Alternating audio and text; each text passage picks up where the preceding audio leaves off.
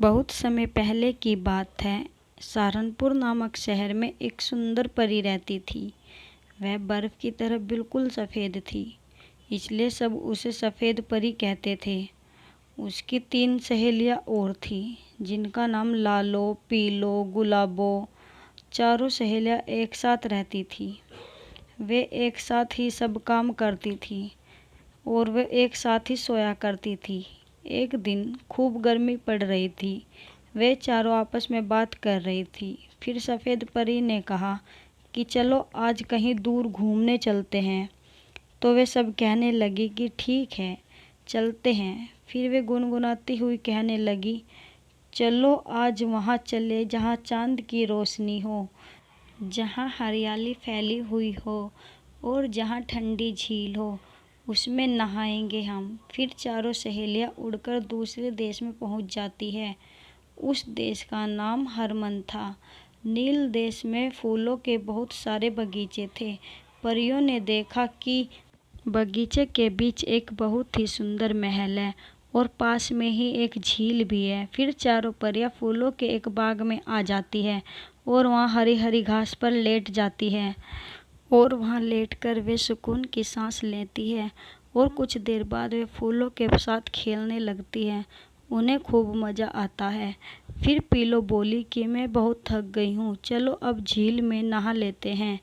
फिर चारों सहेलियाँ उड़कर नील झील की ओर चली आई। गुलाब का यह बाग हरमन देश के राजकुमार का था। राजकुमार रोज सुबह वहाँ टहलने आता था। उस दिन जब राजकुमार वहाँ टहलने आया तो टहलते टहलते उसने देखा कि सारे गुलाब खिले हुए हैं। चारों तरफ उनकी खुशबू भी फैली हुई है और वहाँ रंग बिरंगे पंख भी रखे हुए हैं। वह समझ गया कि यह सब परियों का खेल है। अब सुबह हो गई थी तो परियों को भी घर लौटने की याद आई। वे झील से बाहर निकली। राजकुमार ने सफ़ेद परी को देखकर कहा, वाओ, कितनी सुंदर परी है, यह उड़ ना जाए। यह सोचकर राजकुमार परियों के पंख को छिपा देता है, लेकिन परियां यह सब देख लेती है। सफ़ेद परी राजकुमार से कहती है कि मेरे पंख लौटा दो।